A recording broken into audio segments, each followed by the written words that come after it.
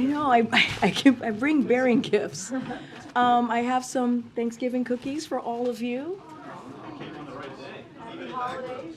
There you go. You guys have to pass this around. There you go. Are these from the White House, or did you make them yourself? Sure. If you have time to bake, I'll be It would be quite impressive, wouldn't it be? Oh, I know. Okay, good afternoon, everybody. Today I'm joined by White House COVID Coordinator Dr. Ashish Jha and Chief Medical Advisor to the President and NIAID Director Dr. Fauci. As you all know, Dr. Fauci is retiring next month, and I'm honored, so honored, to have him join me today. One more time at the podium, and he's going to discuss the importance of getting your updated COVID vaccine shot ahead of the holidays. For so many Americans throughout our fight with COVID, Dr. Fauci has been a source of information and facts. But Dr. Fauci's leadership and legacy stretch far beyond the past couple of years, as you all have known him. It actually goes back even further, as I was just stating, whether it be HIV/AIDS, Ebola, or COVID-19, for close to 4 decades and under 7 Republican and Democratic presidents, Dr. Fauci has always led with the science, and our country is stronger and healthier because of his leadership. Today, he's returned again to tell you a bit more about the science related to this updated COVID shots that you've heard us all talk about, and an important, clear message you've heard from him before, which is, please get vaccinated. Get your vaccine. So without further ado, it is my pleasure to introduce and welcome Dr. Fauci for his last run at the podium. It's all yours, Dr. Fauci.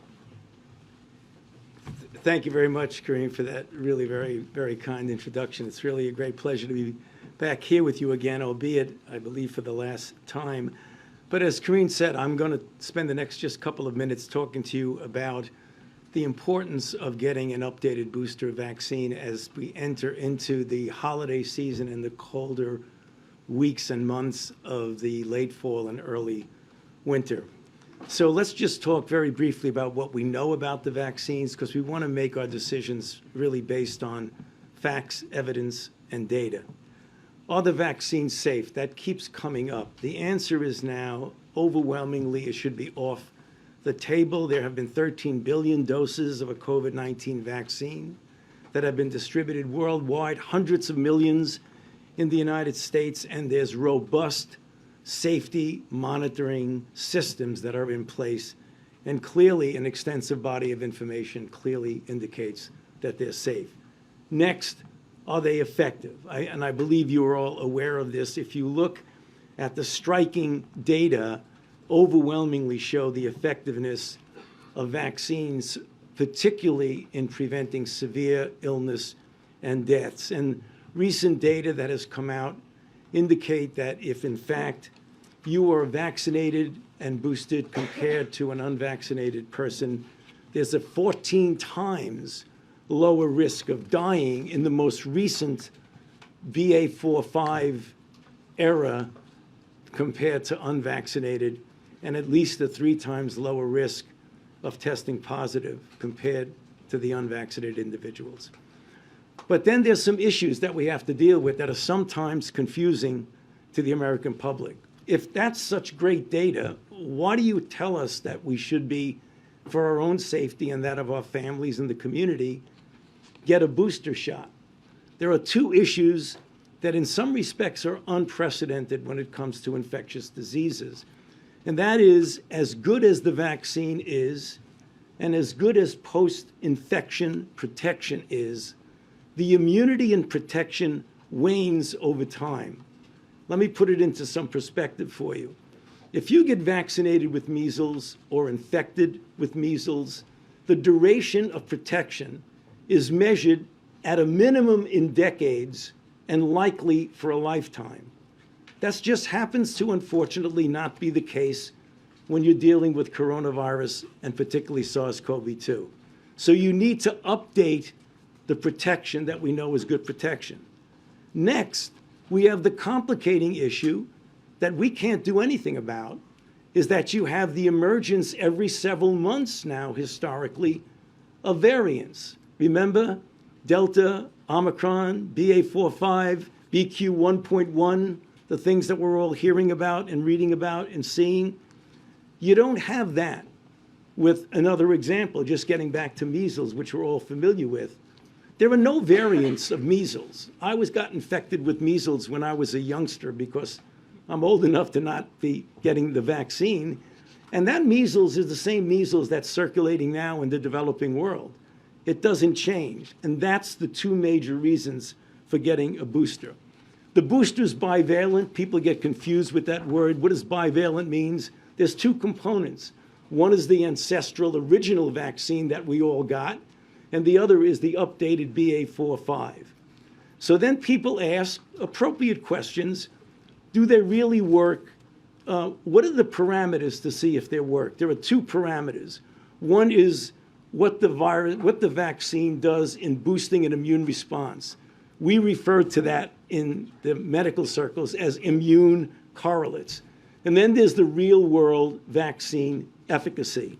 If you look at the recent data that has now been coming out from the companies as well as academic investigators, it is clear now, despite initial bit of confusion, that the BA.4/5 bivalent booster, what we refer to as the updated vaccine, clearly induces a better response against BA.4/5 and the sublineages of BA.4/5 than does the ancestral strain. So from a pure immunological standpoint, it looks quite good. Clinical efficacy data from the CDC will be released. In fact, it already has been released. It was supposed to be released at 11:30, which is clinical efficacy data, looking at real-world data of hundreds of thousands of people, looking at the capability of the virus to protect against the real-world BA.4/5 that has been circulating. And we know that that is really quite good. So you have immunological data, and you have now clinical efficacy data. Everybody was asking the question, where's the clinical efficacy data? Now it has come out with the CDC MMWR this morning. So we know it's safe. We know that it is effective. So my message, and my final message, maybe the final message I give you from this podium, is that please, for your own safety, for that of your family, get your updated COVID-19 shot as soon as you're eligible to protect yourself, your family, and your community.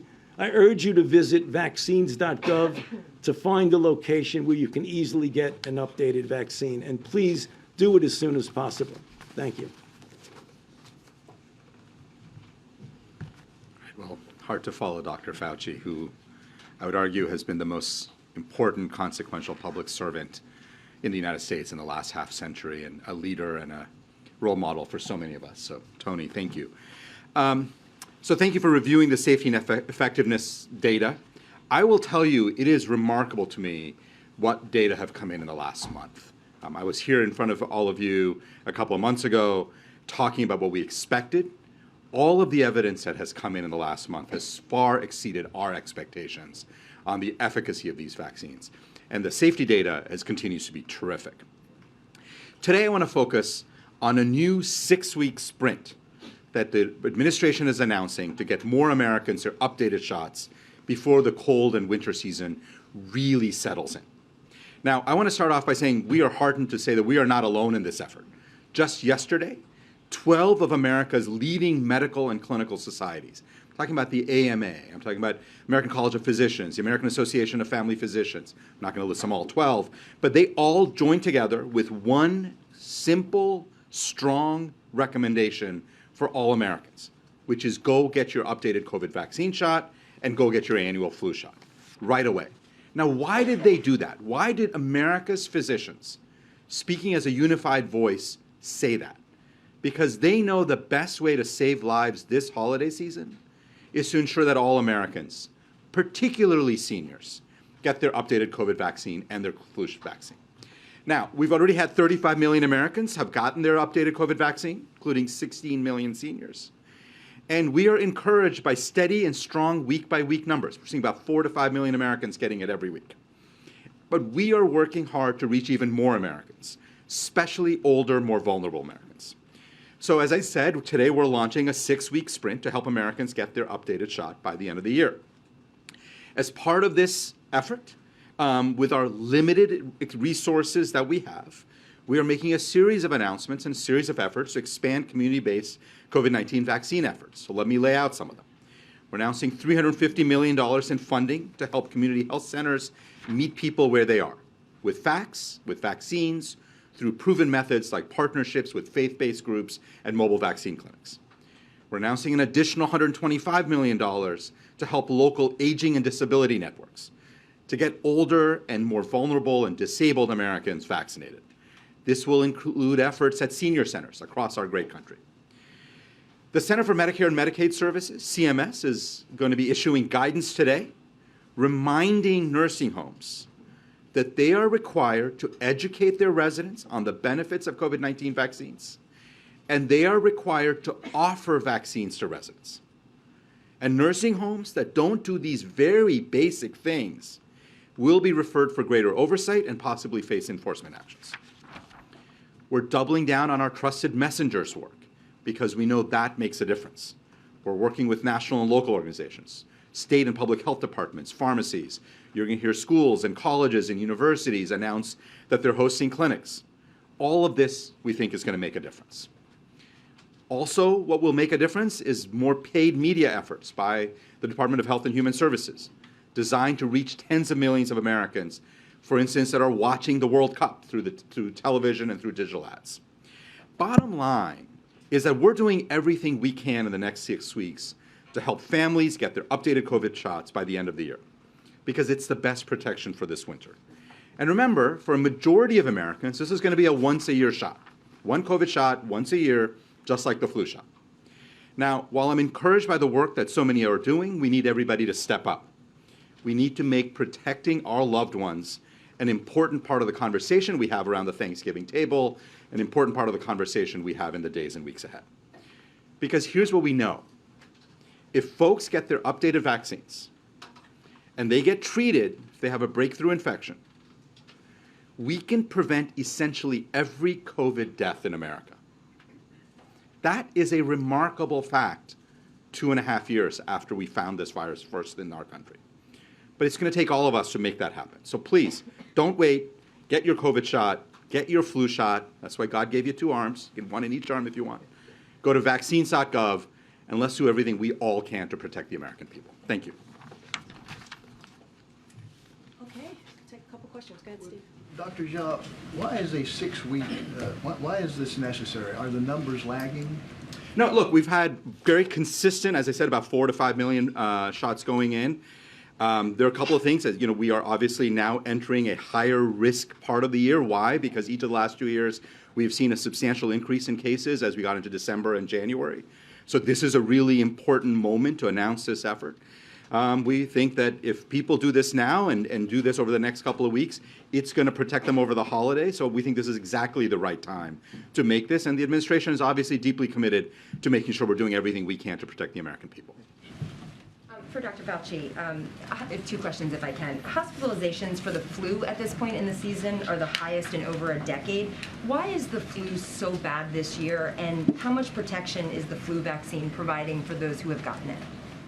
Yeah, well, let me answer the second question first, is that the vaccine is well matched to the circulating strain. So that, again, is another really good reason to tell people what Dr. Jar and I and others have been saying about get your flu vaccine, because that's one of the issues that we're going to be dealing with this winter that we can do something about. When you have seasons of very low flu, which got kind of bumped off the table by COVID, when you have respiratory illnesses that circulate, they sort of have niches that you very rarely have one and the other at its peak. So when we were at a peak with COVID, all the other respiratory illnesses, including RSV and including flu, were very, very low compared to other years. When you now open up in society, people now maybe are under-vaccinated, Not everybody's wearing a mask. We're trying to get back and are getting back to some degree of normality. You almost have like a rebound effect of something that was very low for 2 seasons. If you look at the flu over the last couple of years, in the peak of the COVID back in 2020 and 2021, we were having the lowest flu seasons on record. So it's not surprising that we're seeing it return back. And if you don't, one more if you don't Sure. mind. This is your last appearance at the podium. You became a household name in large part because of your appearances here at the early stages of COVID. What do you want Americans to remember about your service in government?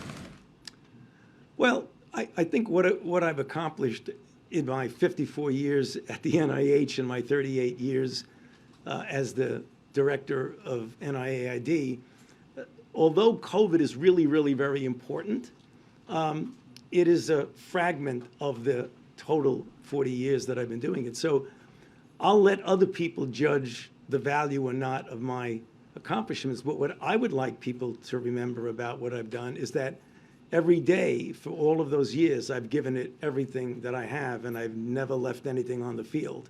So if they want to remember me, whether they judge rightly or wrongly what I've done, I gave it all I got for many decades. I'm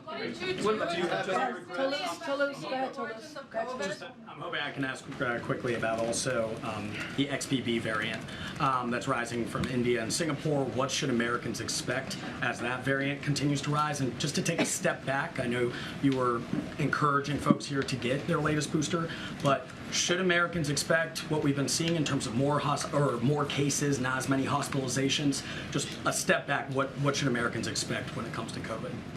Well, what Americans should expect is from our experience that you never can definitively say what to expect, but you should really take some comfort in knowing that we'd have within our wherewithal to mitigate anything that comes our way.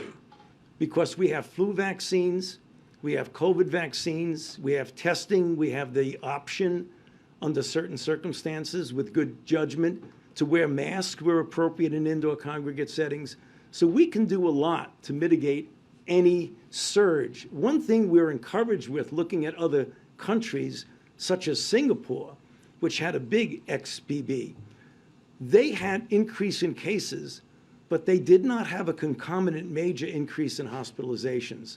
So we're hoping that a combination of people who've been infected and boosted and vaccinated, or people who've been vaccinated and boosted and not infected, that there's enough community protection that we're not going to see a repeat of what we saw last year at this time. Is the latest booster effective against XBB? Yeah, the XBB is one that evades immune response as measured by antibody, which is one of the elements, not the only element of protection. Much more of cellular T-cell responses protect you against severe disease. The protection is diminished multifold with XBB. If you look at the best, and then it goes down a bit with one, it goes down with BQ 1.1, it goes down even more with XBB. It doesn't fall off the map, but it goes down. So you could expect some protection, but not the optimal protection. Got April, and then Alex in the back.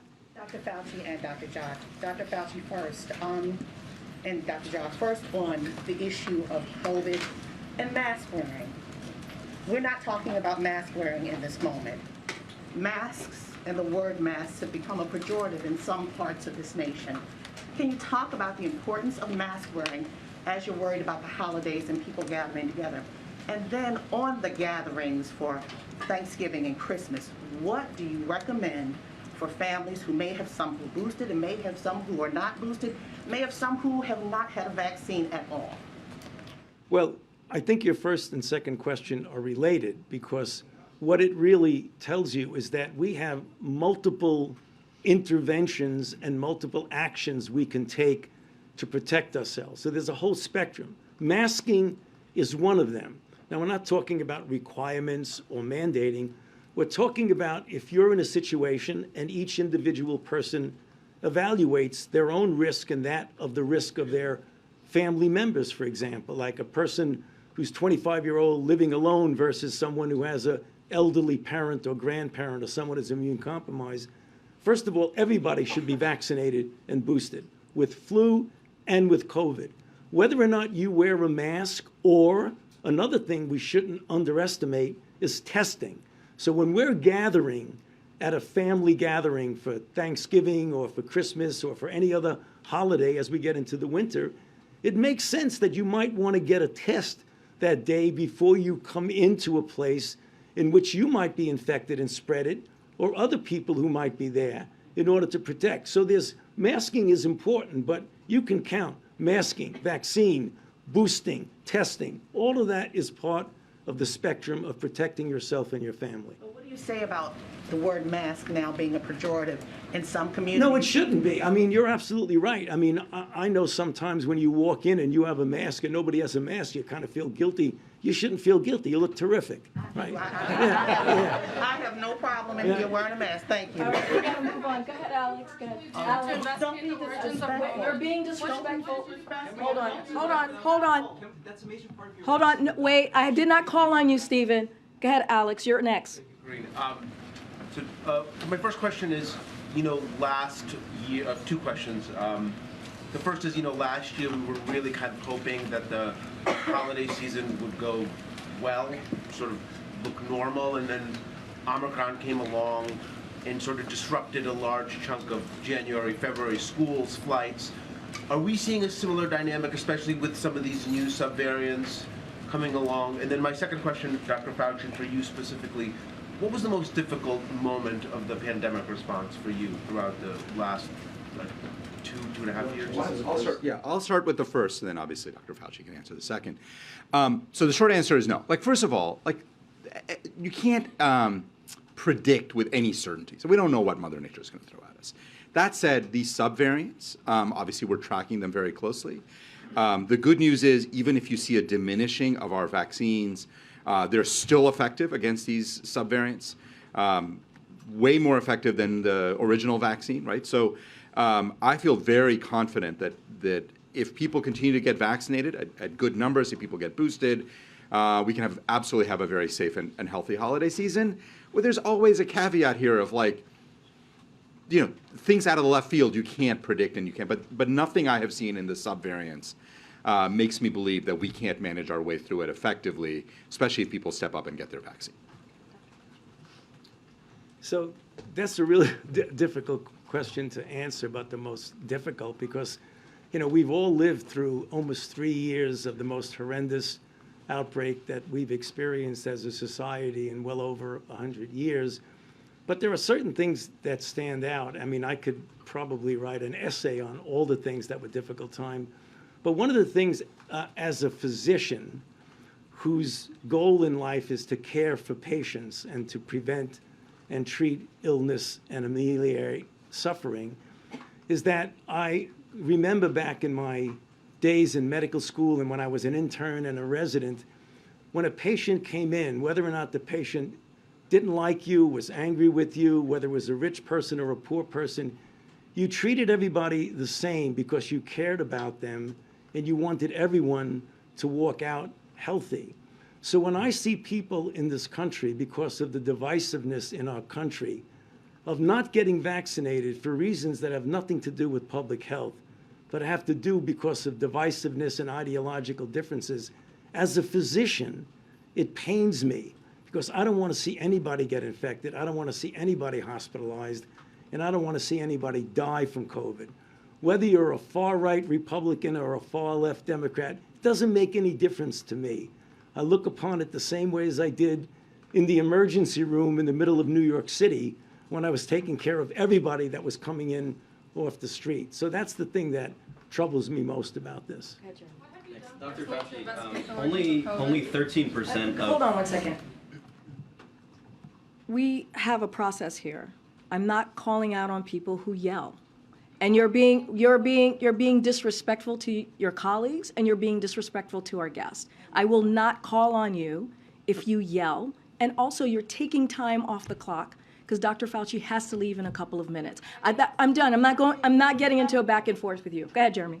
answer to Dr. Fauci, But she's only asking, she's only asking a 30. great question. You're not being Jeremy. disrespectful. Go ahead, No, she's Jeremy. asking a valid Stop being question. disrespectful. You ask your question, you should allow her to answer the Yeah, question. Jeremy. She's Jeremy, asking a it's valid Jeremy. question, Dr. Fauci, It's on Jer- the origin of COVID-19. It is not your turn. No, It because is not your you turn. can't- you can't on the same people. That's the thing. question. You can't read a press briefing. You need to call from people across the room. She has a valid question. She's asking about the origin of COVID-19. I hear the question. And Dr. Fauci is the best person to I answer I that hear question. your question, but we're not doing this the way you want it. This is a disrespectful. It is. I'm done. Simon, I'm done. I'm Simon, I'm done. I'm done with you right now. Go ahead. Go ahead. So Go ahead. only- You're taking time only- away from your colleagues. Go ahead. Only 13% of adults have gotten this updated bivalent booster. 78% of adults have completed their primary series. Which of those numbers is more important in your mind in terms of anticipating how bad this winter surge could be, if there is one, and the number of hospitalizations and deaths? And then a second question for you as well. Yeah, Jeremy, they're both important, so I don't want to say one is more and then diminish the other.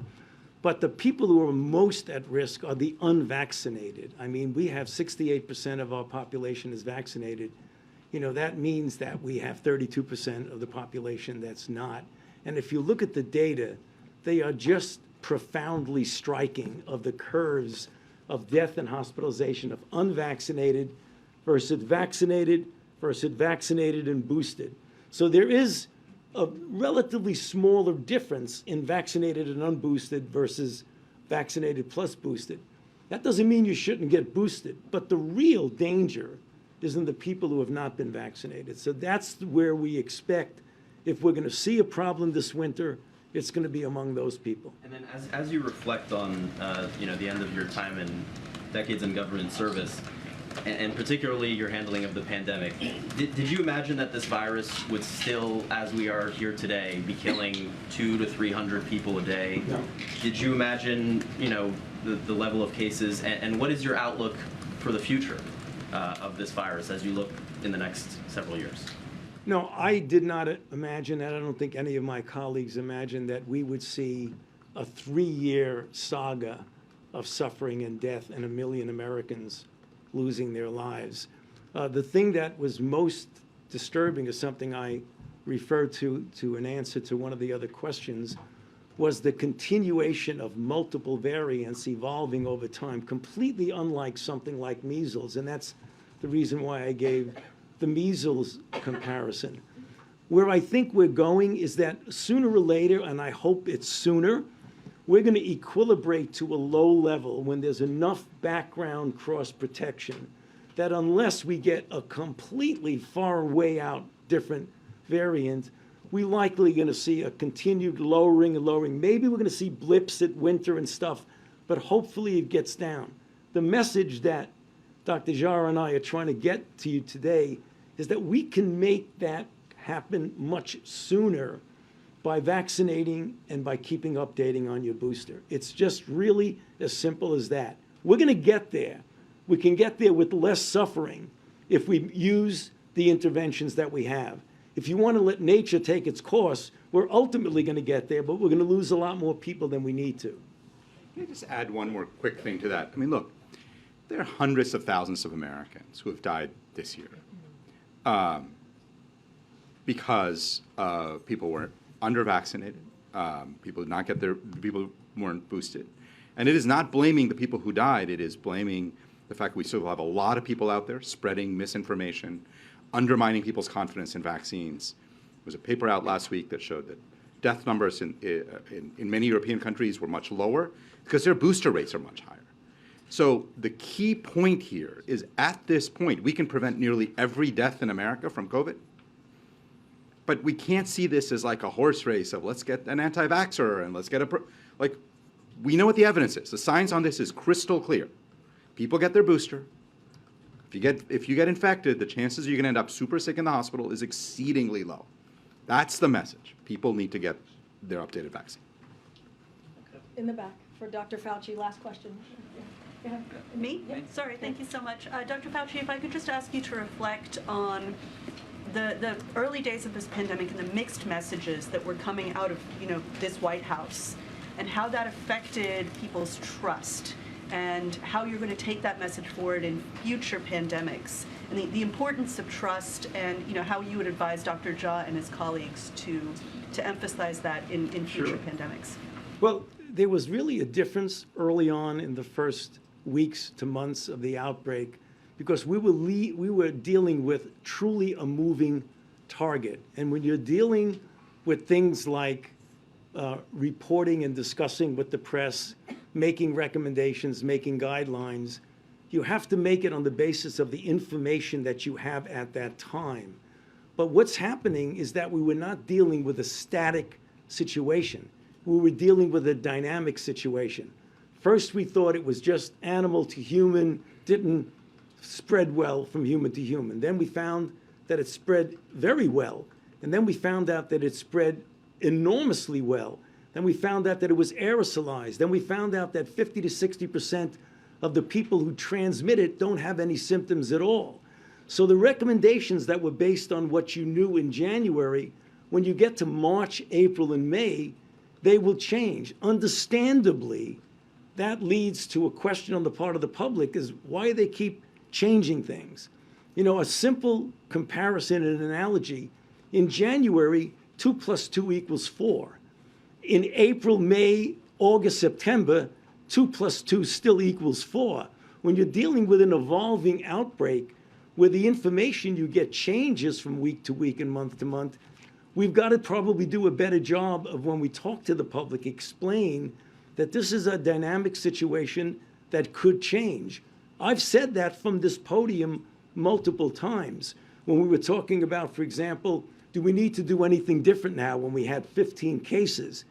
I said, but, however, semicolon, this could change. The only thing people heard when they throw it back at you, well, you said we don't have to worry about anything. So you just got to make sure you always underscore the dynamic nature of what you're dealing with. Fauci, I'm sorry to contradict you, but there was some dubious advice coming out of the Excuse White me? House. There was some dubious advice, some questionable medical advice coming out of non-doctors Right. at this podium. How do you think that affected the progress of this Well, pandemic? and you what remember, you if you were around, that at this podium, I contradicted those, which set off a whole series of things in my life. But, we have to continue, and we were just talking about this a little while ago.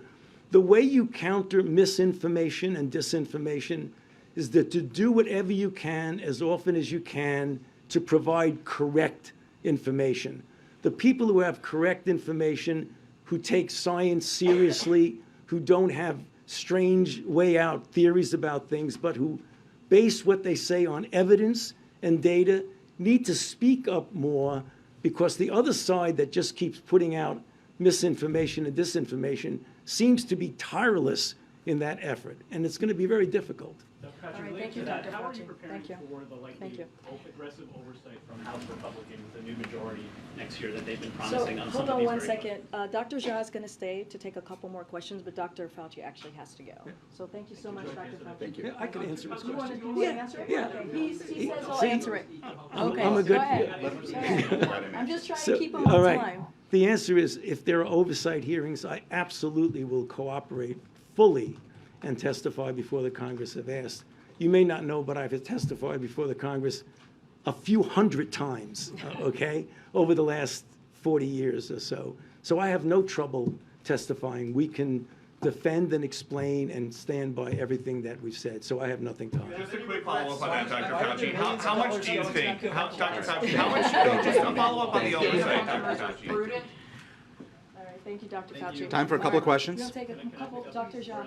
Yeah, you can pick up, and then we'll try and get some more around the The administration has requested $10 billion in this lame duck session for the urgent COVID needs that still remain. That's less than half of what you had even requested during the summer. Yep. Is that sufficient in your mind to meet these needs, not just to deal with COVID, but the strains on the hospital system we're seeing from flu, from RSV, and at a time when you're making these kinds of urgent requests and warnings, is it undercut at all by some of the rhetoric we've been hearing, even from the president? He talked about this Thanksgiving being different than what we've seen in the past, and just 2 months ago he talked about this COVID crisis being over as we know it. So you're absolutely right. We've asked for $10 billion, I think 9.7 or something, but about $10 billion. It is less than what we had requested back in March, and that's because we have pulled resources from other things. I've talked to you about this from this podium.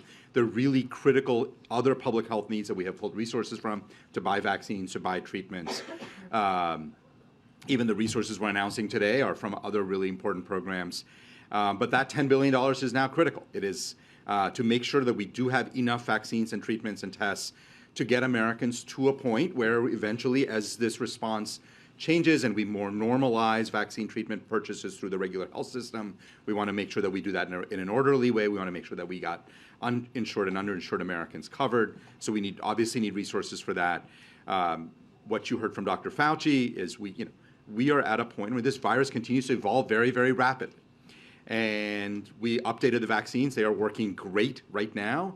But the virus will continue to evolve, and at some point down the road next year, we're going to have to update the vaccines again. The truth is that for the long-run management of this virus, we need variant-resistant vaccines. We need vaccines that prevent transmission. What you have seen is China make a very large investment in mucosal vaccines because they understand that that's how you deal with respiratory viruses. America is falling behind on this really important technology. A major part of our request is for funding for public-private partnerships to move those kinds of technologies forward, to move a next generation of treatments forward. So we are trying to be prudent, obviously, in requesting resources that we think are absolutely essential and necessary. And all I can say is Congress needs to do its job and step up and protect the American people. Karine, thank you for allowing me to ask a question. Dr. Jha, my question simply has to do with vaccine mandates. Even if the vaccine is safe, even if the vaccine is effective, there's always been a question since the beginning, should they be mandated? Should people lose their jobs? Should military members be forced out of the service over these vaccine mandates? And to this day, I don't think the administration's backed away from those mandates. Is it fair at this point in the endemic to back away from vaccine mandates and do what you're doing today, which is simply encourage people to get their vaccines? Yeah, so I think mandate decisions are always made at the local level so you can have, I have had a vaccine mandate that I have been subject to for 20 years for a flu vaccine, because as a physician, the hospital where I worked said I could not step foot on campus after I think like December 1st or something if I didn't have my flu vaccine. Was that appropriate? The hospital thought it was, because they said that's how we make sure we protect other healthcare workers and that's how we protect patients.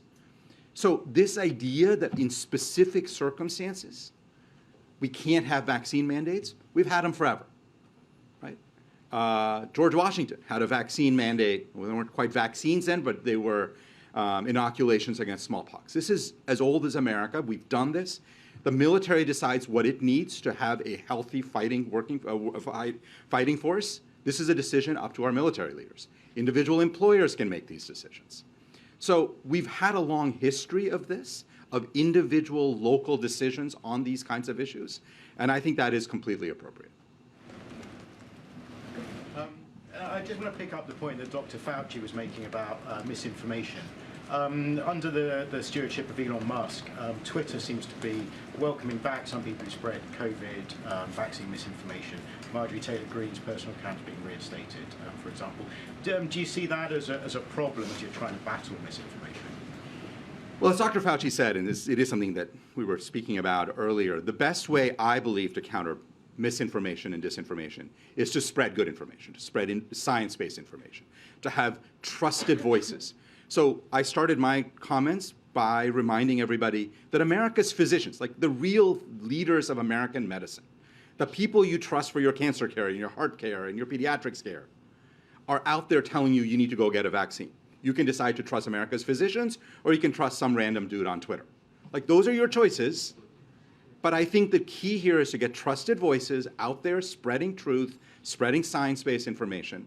And for journalists and for people who run platforms, what I would say is you should be thinking about what your personal responsibility is.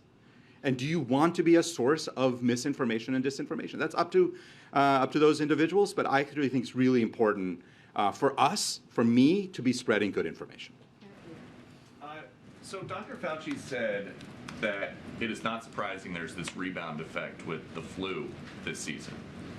Why then does it seem like the country is caught so flat-footed? by it. What do you mean caught flat-footed by? Well, people in this country are struggling to get basic antibiotics and antivirals. Why? So I'm not sure what. So we have plenty of Paxlovid. I've not heard people struggling. The flu and RSV. So I don't know what antivirals you're thinking about for RSV. There aren't any that I'm aware of. There is a monoclonal that's for very, very high-risk children. We have that. We have plenty of that. So I don't think anybody's struggling. I'm not aware of anybody struggling to get the monoclonal for high-risk children, immunocompromised children. There's But a CNN headline today. Okay. Shortages of antivirals and antibiotics compound the stress of a rough season for viral illnesses in kids. again, I'd have to look at the specifics. What I would say is we often see shortages of individual antibiotics. I'm not aware of antivirals that are in shortage. The single most important thing that people need to do to protect themselves in this moment where we have a lot of flu, still have a decent amount of RSV, still got a good amount of COVID. The single most important thing people need to do is go get vaccinated. It keeps you out of the hospital. It keeps you from getting particularly sick. We have plenty of flu vaccines. We have plenty of COVID vaccines. We have plenty of COVID antivirals. As I said, I think the country is ready. We're ready to support hospitals that are getting into trouble. We have been working with jurisdictions over the last month, meeting with them. If hospitals need help, we've offered that, and we stand ready to help hospitals get through this moment. So previously you talked about getting your vaccine or your booster before Halloween. We're now well past that. Is the administration behind on this? You're doing a 6-week sprint before the end of the year, but you were saying to get fully protected for the holidays, this already had to happen before. Why wasn't there this sprint, this outreach before, when it really would have had a bigger effect? Well, no, so two things. First of all, we have been talking about this, I would say, pretty consistently for a couple of months now. And I was out here talking about people getting it before. Look, it's certainly not too late. If you think about the holidays that are coming, it takes a couple of weeks to get maximal benefits from your booster. You start getting it relatively quickly. People go out and get vaccinated this week. They will have a lot of protection during December, January, February onwards, the time that we socialize the most. So we have been doing a lot to keep vaccines and vaccinations happening. What we're doing now is redoubling that effort and making it very clear that people need to go out and get vaccinated. Signal that the country's behind the 8 ball on getting boosted, though. No, I think we've had slow, steady progress. But the bottom line is strong and steady progress. But the bottom line is we need more Americans vaccinated, and the weather's starting to get colder outside, as you can tell. And we know that this virus, in the last 2 years, each of the last 2 years, we've seen substantial increases late December into January. And so going out and getting vaccinated right now is a great way to protect yourself if that pattern holds. The federal government purchased 171 million doses of this updated vaccine, and so far you've got 35 million into arms. That seems like a far cry from what the government has paid for. Is your expectation that you'll ever hit that 171? So, let's talk about the purchase we made. So first of all, our goal was to make sure we had enough vaccines for everybody. In rural areas, for instance, you end up having to deal with the fact that you might have a vial of 5 doses and are only able to give out 3. So that's always something that we factor in, right? Second is over time, there will be updates. FDA may, and again, I don't want to get ahead of FDA, at some point make a decision that the bivalent vaccine is what you want to use as a primary series. When FDA makes that decision, if they make that decision, we want to make sure we have plenty of vaccines for that. So we have made these purchases thinking across all of the ways in which Americans will need vaccines and have made decisions to make sure there are plenty of vaccines available for Americans wherever they are, in rural areas, in urban areas. And I think that was a really good decision to make sure that there's plenty of access, no matter how our vaccine usage shifts. I don't know what the numbers are for the flu, but are you expecting that year after year, some number of Americans will get their updated vaccine, and what number are you hoping to achieve? Yeah, so we don't have a target. At this moment, I do believe that given where we are with COVID and the evolution of this virus, I do expect that for majority of Americans, they will need an annual COVID vaccine to have maximal protection. If you think about it, a majority of Americans were eligible for a booster last fall. If they got it last fall, they're eligible again this fall. There's been a lot of it's hard to make specific predictions about this virus, but all the science and all the evidence we have suggests that we're probably going to need to update our vaccine again next year and have Americans get vaccinated again next year. Right now, our focus is let's get Americans protected this fall and winter with the updated COVID vaccines we have. Thank you so much, Thank Dr. you so Jha. much. Thank you. Thanks, everybody. All right, thank you, Dr. Jha. Just one thing at the top, and then we can get going with some questions. Since this weekend's tragic shooting in Colorado Springs, we've learned more about those killed in the senseless attack. All started their Saturday night like so many Americans, going to work, going out with friends and families, but lives were cut short by senseless and an act of violence. Kelly Long had just turned 40 last week. Her sister remembered her publicly as a, and I quote, wonderful person who was loving and caring and sweet and always put others before herself. A friend of Kelly's recalled her being supportive and selfless and had looked forward to seeing her for Thanksgiving this week.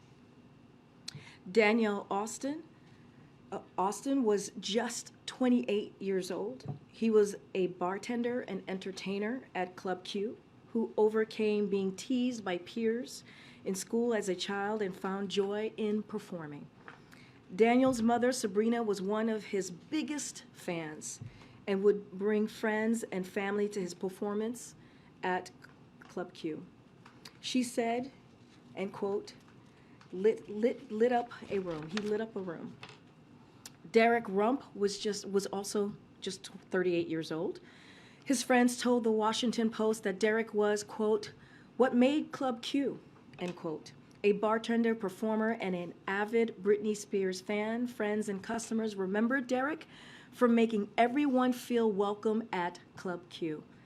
They talked about his positivity, kindness, and generosity, recalling he had a heavy, poor, and was a great listener. But Derek helped people outside Club Q too. When the pandemic hit and some of his friends and colleagues struggled with rent and groceries, Derek stepped in to help. Ashley Paw, her sister, remembered Ashley as a loving mother and wife who leaves behind an 11-year-old daughter. Ashley's sister described her as being a devoted mom for whom her daughter was at the center of her life. She spoke about the hole that will exist for their family this Thanksgiving and forever after. Raymond Green Vance was only 22 years old, just 22. His family described him as a kind, selfless young adult with his entire life ahead of him. Raymond had recently gotten a new job at Colorado Springs at FedEx Distribution Center and was working to save up money for an apartment. He was part of a tight-knit family who had spoken about the irreparable heartbreak in their lives. This attack occurred on the eve of Transgender Day of Remembrance, when the community was already mourning the transgender people, especially transgender women of color, who have been killed over the past years, and added 2 more to that count. This attack also comes amidst a rise in violent rhetoric and threats against the LGBTQI+ people across the country. While we don't know yet for certain the motive of this attack, hate has no place in this country, and neither do military-style assault rifles, which is why we will continue to push for an assault weapons ban. Over and over again, we have seen these weapons used to inflict death and terror in our communities just across the country. Weapons of war do not belong on our streets, in our churches, in our movie theaters, in our malls, in our groceries, in our schools, or in our nightclubs. The courageous actions of Richard Fierro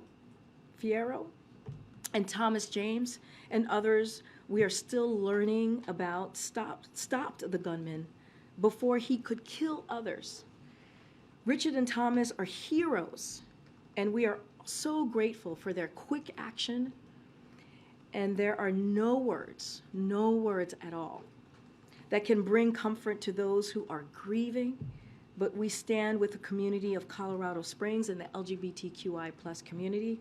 I will add, the president just moments ago spoke to Richard and his wife Jess. He offered his condolences to them, and also there's his support, and talk through what it's like to grieve as you know, the president, that is something that he is able to do very personally, and thank him for his bravery and again for his just instinct to act and the ability by him doing that, saving maybe dozens of lives. With that, Chris? Two questions. First off, on what you're just speaking of, given the anti-trans rhetoric that has been so prevalent even in the wake of the shooting, what plans does the president have to speak more about this? What else is the White House planning to do on that specific issue? So I would say that the president has been very vocal about speaking against violence, as you've heard him many times before over the past, not just 20 months, but throughout his career. He's been very clear that hate, political violence have no place at all. Not just in our political discourse, but just in everyday lives of American people. And we will continue to do that. We will continue to call this out. We will continue to be very clear how when you hear this type of when you see this type of hatred, again, I want to be very careful because there's an investigation going on, so I don't want to get ahead of the investigation. But just more broadly, hate and political violence has no place in any community. The other question I have is Republican leader McCarthy is in El Paso today, reportedly going to make some kind of announcement involving the Homeland Security Secretary. How does the White House respond to criticism that it's lost control of the border? And given the change in leadership at Customs and Border Protection, what changes does the White House have in mind about how it wants to manage the flow of migrants over the border? So just a couple of things. I know I've heard that Mayorkas is, that Kevin McCarthy is at the border. And the question that we have for Kevin McCarthy, who's soon to be Speaker McCarthy, what is his plan? What is he doing to help the situation that we're seeing? What is his plan? He goes down there and he does a political stunt, like many Republicans do, that we have seen them do, but he actually is not putting forth a plan to help us, deal with an issue that we're all seeing, that you all are reporting. And I mean, one of the things he can do is he can go to Texas Senator Ted Cruz or any members of the Republican caucus from Texas who voted against the president's request for record funding to support the hardworking men and women at the Department of Homeland Security, and whether they'll vote for it when it comes up again. We have put a solution to this. We have said, here are the ways that we can deal with this. The first day, on the president's first day in the White House, he put forth a comprehensive immigration plan because he knew how important it was to move forward with getting this done. But let me just say a couple of things, and then I'll take other questions. Here's what the president has done. He secured record funding levels to DHS to support the more than 23,000 agents working day and night to secure the border under Secretary Mayorkas' leadership. He put forward, again, a comprehensive immigration bill on day one. We've partnered with Mexico and Guatemala to tackle the criminal smuggling networks preying on immigrants. Those efforts have already resulted in thousands of arrests because of the work that this president has done. He brought 20 leaders together to collaboratively manage the immigration challenge impacting the whole Western Hemisphere. And we're stopping fentanyl before it even makes it to the streets of the United States. So we have a plan. We've been putting that forward. McCarthy has no plan. The Republican Party has no plan. They do nothing except do political stunts. So is there a change in approach? So given that you're changing leadership at CBP, does that signal that the administration is going to change course at all?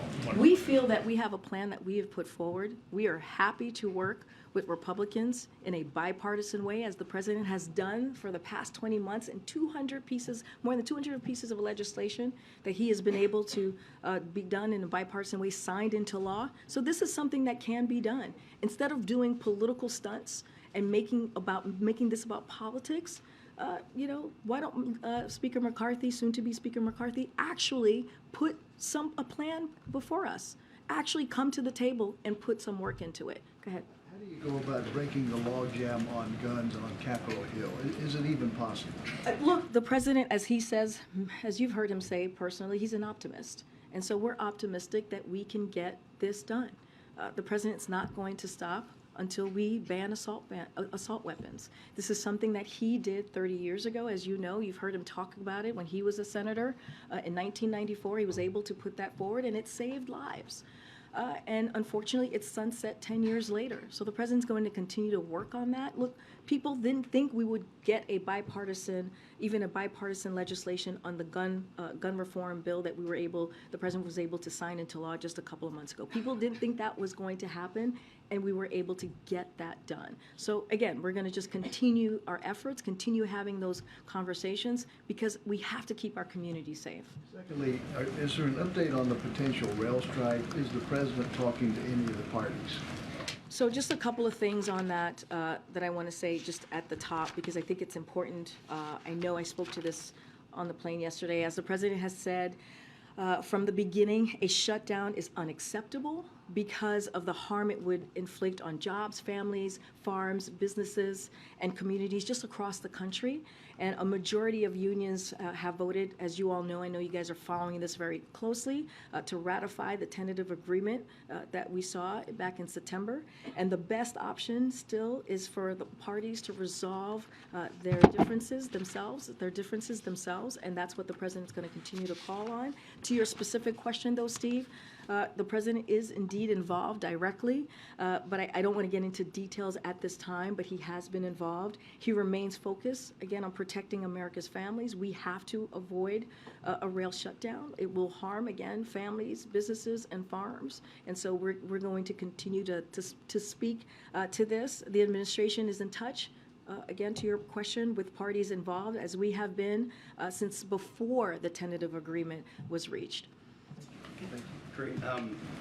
To that question, the White House does seem a lot more hands-off this time around, though, than you were before the last strike deadline. Smart Transportation Division President Jeremy Ferguson this morning said that there's been, quote, no real engagement yet at this point from the administration. Can you explain what's different this time around? You keep pointing to the fact that it's the best option is for the parties to resolve this themselves. Is that because you don't want Congress to get involved, or is that because you'd like these unions to resolve this amongst themselves without involvement from the administration? Look, there's a tentative agreement, as you all know about, and we have said, I just said the president has been directly involved. He's been in touch, the administration more broadly has been in touch with respective parties. Secretary Walsh, as I mentioned yesterday, has been in touch. We have been involved since before the tentative agreement. The president laid out, as you all know, a path forward. But this is something that he believes that the parties should resolve themselves. They should come to the table in good faith and get this done. Get this done on behalf of the American people. Can you explain how the president's been involved, though, just given that one of the union presidents is saying he hasn't seen any real engagement? I mean, you're so talking far, about. You've only told us that he's been briefed, but you haven't given us. No, I anything just said else. he's been direct. I said this is the third time I'm saying he's been directly involved. You're talking about one union president. There are 12, so you're talking. To other You're talking unions, about one. I said I'm not going to provide any details at this time. The administration, more broadly, has been also in touch with parties. Yes, the president has been clearly. He's been he's been briefed, but he has actually been directly involved. Not going to get into more details on that, but you're talking about one president out of 12, and I know that they voted yesterday. This particular union that you're speaking of, but again, we are calling on all parties to come together and resolve this. And then on a separate topic, the president has said that during the holiday season he plans to sit down with his family to talk about his intentions for running or not for re-election in 2024. Can you give us any insights into what those discussions will look like over the Thanksgiving holiday in particular? So I'm going to be careful here. It's a upcoming election, so don't want to dive into that too much here. But I just repeat what the president has said many times. What I have said many times at this podium is that the president intends to run. He plans to run. He said himself, as you just laid out, Jeremy, that he's going to have a private conversation with his family. I'm certainly not going to lay out what that conversation could look like or potentially be. That is the president's clearly prerogative to have that conversation with his family, to make that decision. But again, not going to dive in too much into this because it's an upcoming election. The president intends to run, and I'll leave it there. Let's get it. I just want to, on that private conversation, there won't be a Vogue family shoot of the private conversation. I have no idea. It's a Okay. private conversation that, by the way, I will not be part of, hence a private conversation. The directly involved. He was directly involved ahead of the September agreement being reached. Are you saying he's been directly involved this week? So I could say this, he's been directly involved since before there was even a tentative agreement, right? So that has not stopped. The president has been kept abreast as to what is happening, and he has been directly involved because he understands how important it is to make sure that we do not have a rail shutdown, because as I laid out, it would have a really serious effect on American families. Who this week, in the closing days before notices may have to go out, in the administration, is in touch with the unions? Is it the labor secretary? Is it somebody else in this Well, building? I've been very clear that the Secretary Walsh has been in touch with the respective parties in this, and he has continued to stay in touch with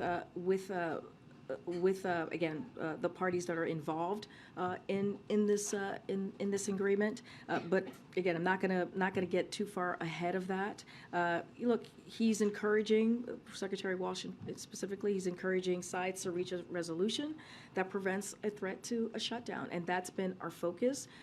Clearly, there's other folks in the administration, but Secretary Walsh played such a pivotal role in the tentative agreement, and so he's easy to point to because he's a Secretary of Labor and has been certainly directly involved. Is there a date in the next week or so at which point you'll have to elevate this if there isn't an agreement? Because again, there's going to be disruption for industries that rely on the We rails. understand. We understand that there will be disruption. We have been very clear about that. Again, the president has been directly involved. I will, don't have any details to provide at this time. Secretary Walsh has been involved as well, as you know, as the Secretary of Labor, and the administration more broadly as well has been in touch with the parties involved in this really critical, important issue. Okay. I think just to drill down on this part of it, not to belabor the point, but there was almost a celebration in the Rose Garden 2 months ago with the president, with these labor leaders, with management. Is the president surprised to see that so many of these, obviously not all of them, but 4 out of the 12 of these unions have actually rejected a deal which he tried to sell as a strong deal for labor for these workers So involved? I want to be very clear here. The tentative agreement that we saw in September actually helped to prevent an immediate disruption to the economy. So that was important, that we were able to prevent that.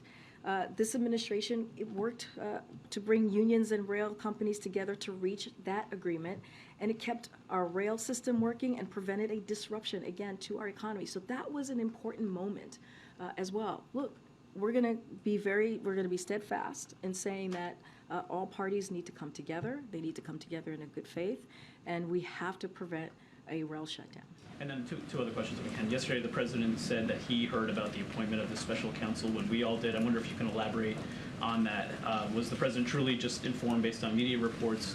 Is there not a process in place with the DOJ in which that would be communicated to the White House? There's no process in place. We are not involved. When it comes to a criminal investigation, the Department of Justice has its independence. We respect that independence. We were not involved. We were not forewarned. We learned just like you all did. And then lastly, the president obviously turned 80 this weekend. It was a year ago on his birthday that Dr. Kevin O'Connor, his chief physician, released a very thorough analysis and medical report. I'm wondering if you expect that to happen again. Will we get an annual physical from the White House Medical Unit?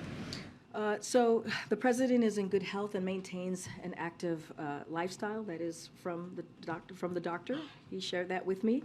He will have a physical in the upcoming months, and the results will be released in the same way that it was last year. So. Commit to doing that before he makes his future political intentions. Oh, I mean, look, I don't have a timeline for you. We are going to provide the information just as transparently as we did last year, this time around as well, and it will be happening in the next couple of months. Thanks, Karine. I'll come to that. How much of a priority is it for the White House to get a legislation to protect Dreamers passed during the lame duck session? As you know, when it comes to DACA, it is something that is very important to the president. I don't want to get ahead of, you're talking about in the next couple of weeks? Look, I'm not going to get into any specifics on the agenda for the next couple of weeks. As we have said, we're going to have conversations with leadership in Congress, but I'm just not going to get into specifics. Also, a bipartisan group of senators are urging the administration to reconsider its decision not to give advanced drones to Ukraine. Is that something the president is open to? Say that one more time? His decision not to give advanced drones to Ukraine. Is that something that the president is open to reconsidering? I would have to see this as a bipartisan letter. A bipartisan group of senators have sent a letter. They're urging him to reconsider this decision. I would have to look at this letter and talk to the National Security Council. I've not heard of this letter. Okay. And I'm sorry, I'll come to the back after Q. Yes, I just wanted to follow up also on the lame duck session and see if the administration is still prioritizing passing the debt limit.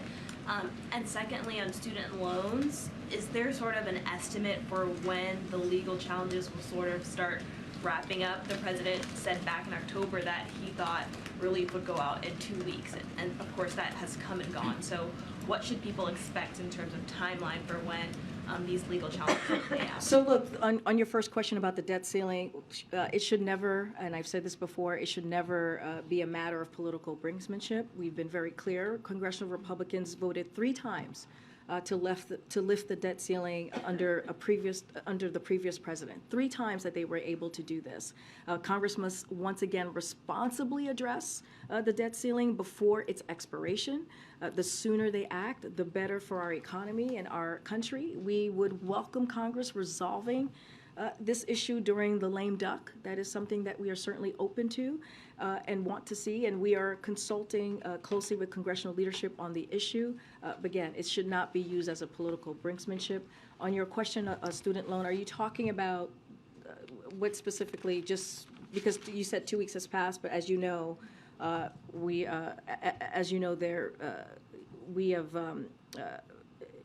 have sent this up to the highest court of the land, the highest court of our nation, to make sure that we move forward quickly with making sure that the student loan relief that the president put forward, his plan, gets to the American people very quickly. As we know, there were about 16 million people who signed up and have been approved to get that loan, but that relief. And so we think it's incredibly important to make that happen. We believe very strongly, we are confident in our legal authority to carry out this program.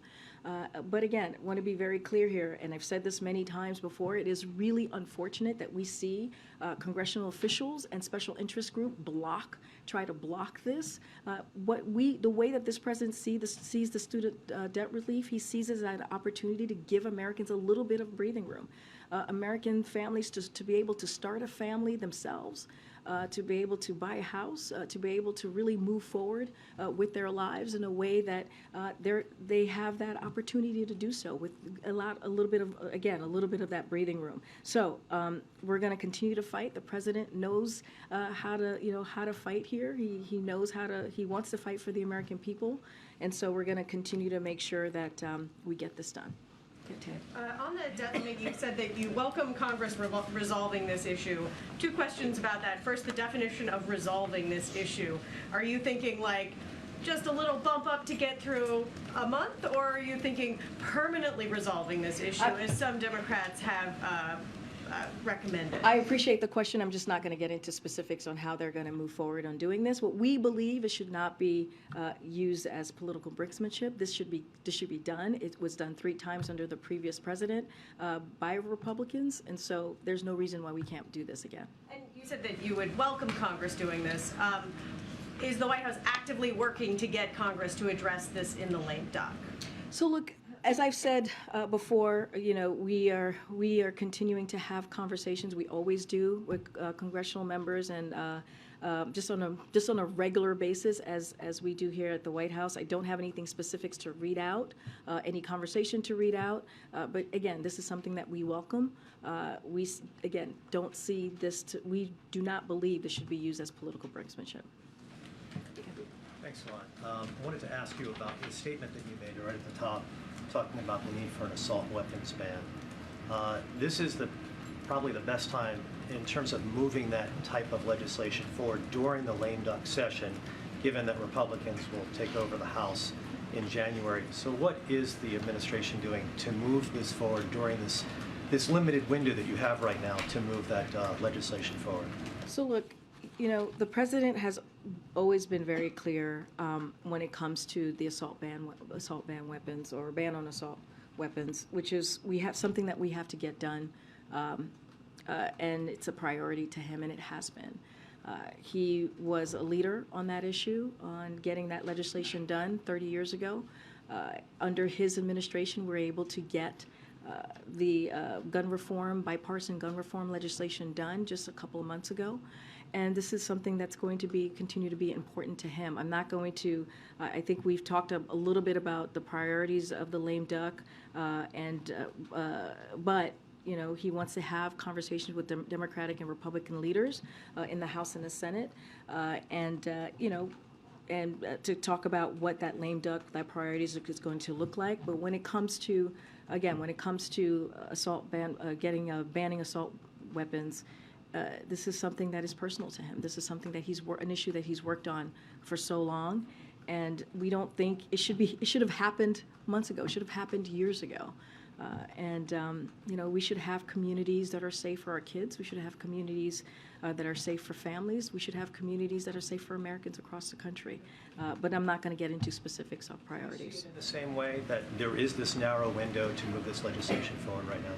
Say that one more time. Do you see it in the same way, that you have this narrow window during the lame duck session to move this legislation forward? This particular legislation, you're talking about the ban on assault weapons? Look, I just said we haven't laid out our priorities just yet. We're going to have conversations with Democratic and Republican leadership in both the House and the Senate to talk about what the priorities are going to be for the next couple of weeks. But clearly, this legislation is important to the president. He has talked about this many times. He put it out in a statement most recently after the horrific events that we saw at Club Q, and he's going to continue to speak to it. Stephen. Thanks. Just once more on the rail labor dispute. The President a couple months ago called the tentative agreement a big win, and it wasn't just the fact that a strike at the time was averted. He was talking about the substance of the agreement. So now that the rank and file, the workers in 4 of the unions have rejected that agreement, is the President pulling back on his endorsement, or does he still think this tentative agreement should be implemented? Well, here's what we're saying is that it averted a horrible downturn in our economy by that tentative agreement. It was a big deal. What it could have done to our economy would have been devastating. And so right now we are asking the parties involved to come together in good faith and resolve this. The President is directly involved, as I have said. Secretary Walsh has been involved, as I've said, and not just now, but before the tentative agreement. And so, look, the tentative agreement was indeed important, again, because it stopped a horrible potential downturn again to our economy. Part of the White House's messaging, part of the industry's messaging, is the majority of the unions involved have actually ratified the contract. Yeah. So I guess the question is, if you're urging both sides to come to the table, the companies don't have a particular incentive to do so. Are you suggesting that the President would not sign a bill that would impose the terms of the tentative agreement on those 4 unions? Look, I'm not going to get into hypotheticals from here. What I'm saying is we've been very clear that both sides need to come together to reach a resolution that prevents a threat to a shutdown, and that's what we're going to continue to be very clear about. Thanks, Karine. I keep forgetting. I'm so sorry. I've got 2 questions. You said a couple of times that the president's going to wait to have conversations with Republicans and Democrats in Congress before laying out the agenda. The president said that he was planning to have members of Congress from both parties, the leadership, coming over to the White House. Is there any update on the plan for that meeting, when it's going to take place? Have invitations been sent out? Has the president started to have those preliminary conversations with leaders? Don't have anything to preview at this time on members coming to the White House. When we do, we'll certainly share that with all of you. And then on a separate topic, we've learned through recent reporting about the president's granddaughter living here at the White House. I was wondering if you have any more details on whether she plans to continue to live here and whether any other family members or other people besides the president and the first lady live at the White House. I don't have anything further to share on that. Follow up on Stephen's question, is there a point at which the White House would welcome congressional intervention on the rail labor dispute? And I guess related to that, what are the concerns that the president has to Congress intervening on this at some point? So look, we are in continuous contact with Congress on this issue, as we have been for months, and don't have anything more to share or preview at this time. But again, we're going to continue to have those conversations with Congress, and once we will convey the view, we will convey that view after we have those conversations with Congress. So it sounds like there aren't sort of specific concerns about congressional intervention if it reaches that point. I'm just not going to get ahead of any process here. That's a bit of a hypothetical. I'm just saying that we have been in conversation with Congress. We have been for the past several months, and will continue to do so. Go ahead. Thank you so much. A foreign policy question. So the crackdown on protests in Iran continues, and the latest numbers we have by a human rights group is of more than 70 people killed by security forces last week alone. So it looks like sanctions or statements don't have much of an effect on the regime in Tehran. What are the next steps that the administration is considering? So let me just first say we remain gravely concerned about the intensifying violent crackdown on peaceful protesters in Iran who are demanding their equal rights, their basic human rights. We are particularly concerned about recent reports from Iran on this specifically. The Iranian government has now killed hundreds of people, if not more, in its crackdown, according to credible reports by human rights organizations. We condemn the Iranian authorities that have arrested and fired on peaceful protesters, the targeted arrest of journalists, human rights activists, teachers, and cultural figures, and the continued disruption of the internet inside Iran. For decades, Iran's regime has denied fundamental freedoms to its people and suppressed the aspirations of successive generations through intimidation, coercion, and violence. The United States stands with the Iranian women and all the citizens of Iran who are inspiring the world with their bravery, and we will continue to use all available tools to pursue accountability. As you know, we've laid out actions that we have done from here to assist and to make sure we hold them folks accountable. I don't have anything new to share from here, but we're always looking at potential other ways to hold folks into account. Karine, you want to do one thing more? I think follow up on Chris's questions on the border. You were saying the administration has been clear about its plan. There actually hasn't been an official statement on whether or not the administration will appeal the December 21st court order that would lift Title 42. Will the administration appeal or will it not? So just a couple things here. So in many ways, we've been preparing for, just want to make sure that you are aware that I know we get questions about if we've been preparing for what to do on when Title 42 is lifted. So we've been preparing for this. We've been working to accelerate asylum process times to those without a legal basis to remain can be removed promptly.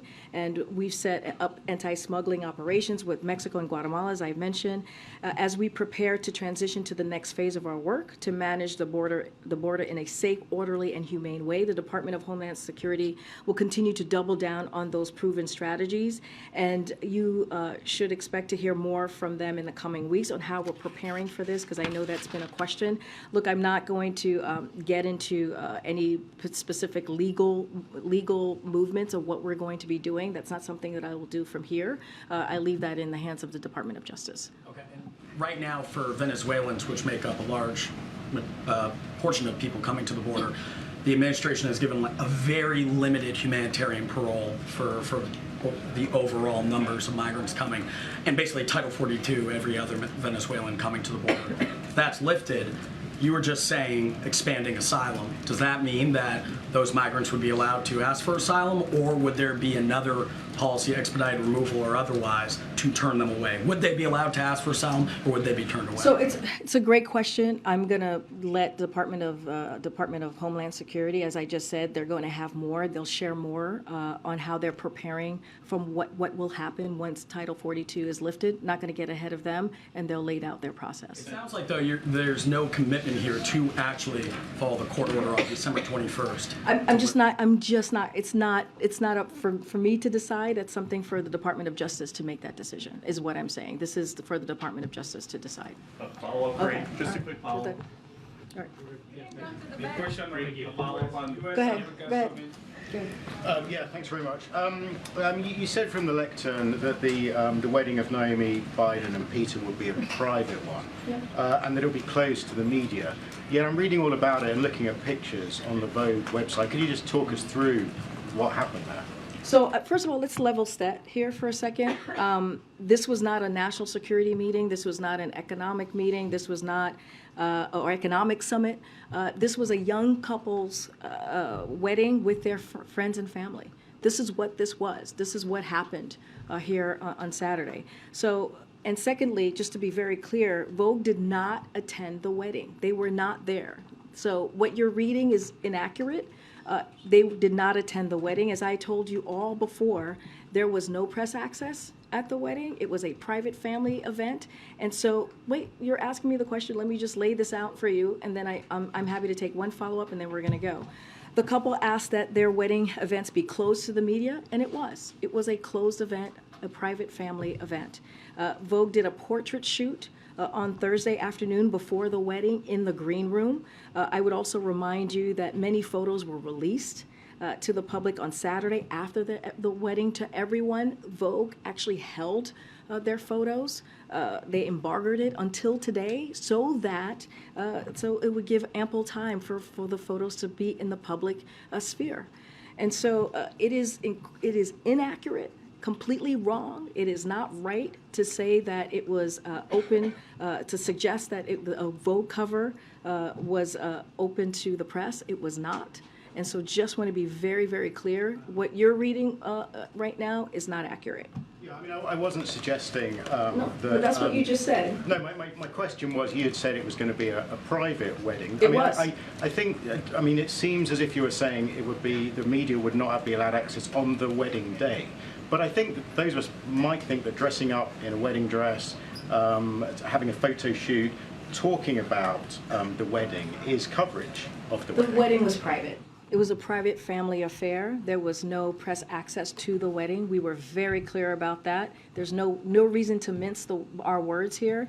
The family and friends were invited to this family, to this wedding. It was a private event.